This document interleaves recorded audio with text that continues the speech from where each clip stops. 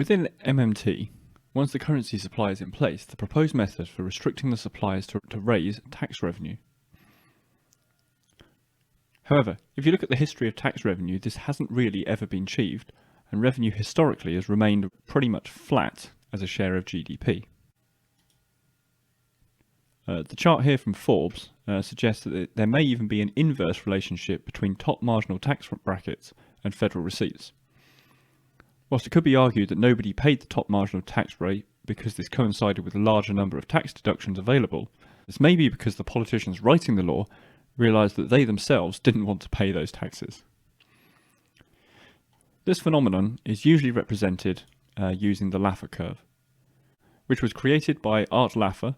It demonstrates how there is an optimum level of taxation to ensure maximum government revenue from increasing taxes, but not to the point where people will either leave the country to pay lower taxes elsewhere or decide that increasing their productivity further isn't worth the reward of 92% taxation.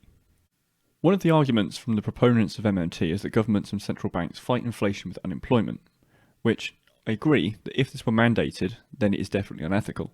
However, I think there are very strict limits on how this can be used, since neither the government or the central bank are particularly large employers, and I certainly wouldn't be in favour of the government employing additional employees simply to restrict the labour market. I don't want to go into too much detail about how the Naira is calculated, because it's a bit of a guess, but calculating the Naira requires the yearly inflation rate and unemployment rate over a period of time, and preferably some kind of statistical software, and from this you then find the line of best fit, which gives you the Phillips curve. And you subtract the slope of the Phillips curve from the unemployment rate of the year you were trying to calculate the Naira for. There are two issues with this. Firstly, there is an assumption here that the Phillips curve describes something causal rather than something corollary, as was proposed by Milton Friedman and Edmund Phelps with regard to the stagflation during the 1970s, which was a big surprise to most mainstream economists, who held that a fall in real economic growth and a rise in unemployment rate should be accompanied by a fall in inflation rate and not an increase. The other issue with Naira being used is that it can only be calculated retroactively. So the conventional theory is that when the unemployment rate is less than Naira, workers can negotiate pay rises, and that can create something called demand pull inflation. As people's salaries increase, they have more disposable income, and companies respond to that greater demand for their goods and services by raising prices. But when I add inflation to that graph, which is the green line, during these periods when there's a very tight labour market, for example in 2019, the labour market was below Naira. In other words, we'd overshot full employment, according to the Fed's definition, and yet there simply wasn't a huge spike in inflation. But it seems like the central banks around the world are completely ignoring the fact that their theory is fundamentally flawed. The trouble with Naira is that it's impossible to estimate. Nobody really knows what the rate of unemployment is where inflation starts to kick in. So the Fed can always say, well, the value of Naira was lower than we thought, rather than just admitting that the theory is flawed. And this makes life unbelievably difficult for the Fed. It's a little bit like navigating a sailing ship when you know it's really close to some rocks, but it's foggy and you don't know where those rocks are. Maybe you can hear the waves breaking on the rocks, but you can't see them. The Fed never really knows how close it is to Naira, and that means that it has to raise interest rates before it hits the rocks, before it hits Naira, which means that it could end up being scared of something which isn't even there. Regardless of the questionable ethics and efficacy of tackling rising prices with unemployment and then monitoring Naira, using the public sector to reduce unemployment is also damaging to the economy in unseen ways. As Bastiat said, in the Department of Economy, an act gives birth to not only an effect, but a series of effects. Of these effects, the first only is immediate. It manifests itself simultaneously with the cause. It is seen. The others unfold in succession. They are not seen. It is well for us that they are foreseen. The Austrian business cycle theory is an economic theory developed by Austrian school economists about how business cycles occur.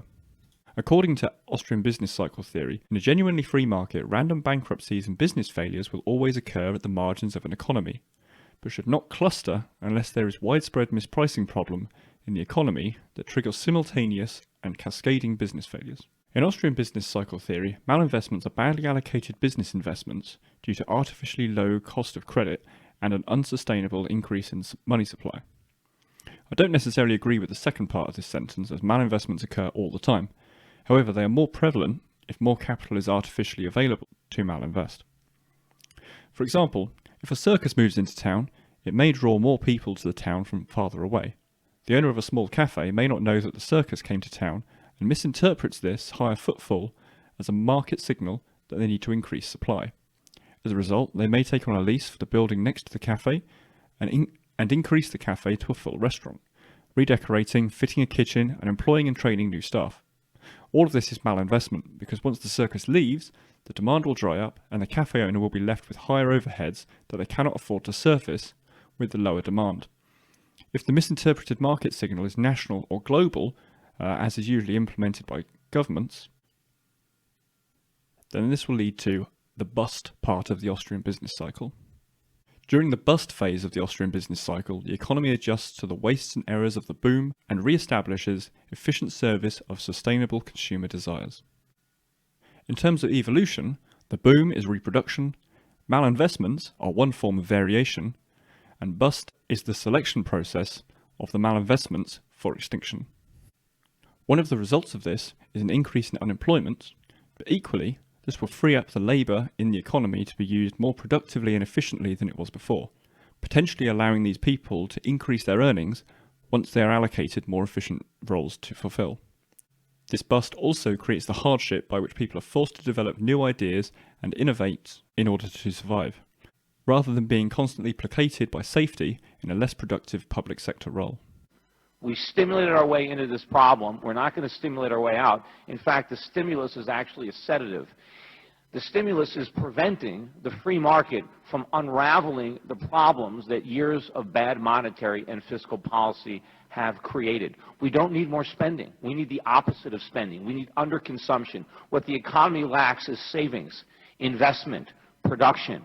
And if we try to preserve the jobs of the bubble economy with more reckless money printing and borrowing and government spending, all we are going to succeed in doing is preventing the restructuring that we need and preventing more productive jobs from ever coming into existence.